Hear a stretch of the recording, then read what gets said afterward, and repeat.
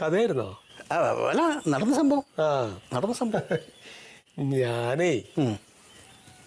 ഞാൻ രമണേട്ടനോട് വേറൊരു കാര്യം പറയാൻ വേണ്ടിട്ട് ഇങ്ങനെ നിൽക്കുക.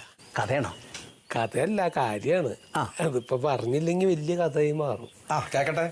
എന്താ വെച്ചാലേ, സംഗതി ഇപ്പോ ഈ കല്യാണക്കാര്യം കുടുംബ ബന്ധമൊക്കെ ഒന്ന് ഊട്ടിയുറപ്പിക്കാനൊക്കെ ആയിട്ടാണല്ലോ ഇപ്പൊ രമണേട്ടൻ വന്നിട്ടുള്ളത്. ആണല്ലോ.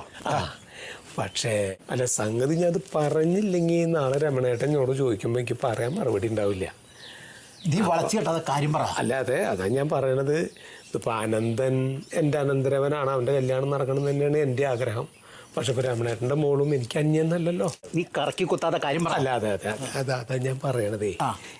ഈ ചെറുപ്പക്കാരുടെ ചില അല്ലറ ചില തക്കട തരികട പരിപാടിയൊക്കെ ഉണ്ടല്ലോ, അതിപ്പോ അനന്തനും ഉണ്ട്.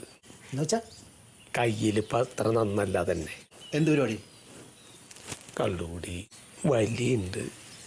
ഈ അടുത്ത കാലത്തായിട്ട് ഇതും തിരുമ്പുണ്ട് എന്നൊക്കെയാണ് കേട്ടത്. അത് ഞാൻ കണ്ടിട്ടില്ല കേട്ടോ, മറ്റുള്ളവർ പറഞ്ഞാണ്, ഞാൻ കണ്ടിട്ടില്ല കേട്ടോ, കേട്ടതാണ്. ഇപ്പോൾ രമണേട്ടൻ്റെ പൊസിഷനും കാര്യങ്ങളൊക്കെ എനിക്ക് അറിയണതാണ്. ഇപ്പോൾ മോള് എന്ന് പറഞ്ഞാൽ എനിക്ക് അന്യെന്നല്ലല്ലോ, എൻ്റെ കുട്ടി തന്നെയല്ലേ. അപ്പം ഇത് പറഞ്ഞില്ല വെച്ചാൽ പിന്നീട് അതൊരു ഖേദമായിട്ട് മാറും. ശരിക്കൊന്ന് ആലോചിച്ചിട്ട് ഈ ബന്ധം ഉണ്ടാക്കൽ എന്നുള്ളൊരു അഭിപ്രായം ഞാൻ പറഞ്ഞു എന്നേ ഉള്ളൂ.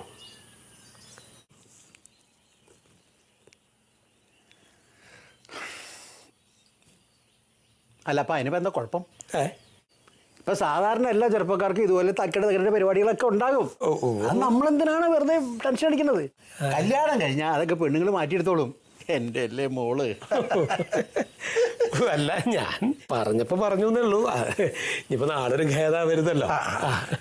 പിന്നെ ഞാനിപ്പോൾ ഈ പറഞ്ഞ കാര്യം അളിയനും ചേച്ചി അറിയണ്ട കേട്ടോ. ഞാനിതുപോലെ ഉബൽ കോയിലുണ്ടായിരുന്ന സമയത്ത് ഒരു ജബിലാലിക്കാരൻ ഡ്രൈവർ അവൻ വന്നിട്ട് എൻ്റെ അടുത്ത് പറയാ, അറബാബിന്റെ മോക്ക് ഒരു പാകിസ്ഥാനിയായിട്ടൊരു ചുറ്റുകളി ഉണ്ടെന്ന്. ഞാൻ നേരെ തന്നെ അറബിയുടെ അടുത്ത് എന്നിട്ട് പറഞ്ഞു, അതായത് നമ്മൾ എന്തിനാണ് ബുദ്ധിമുട്ടാണത്, അവർ പിള്ളേരല്ലേ കെട്ടിച്ചു കൊടുക്കാൻ.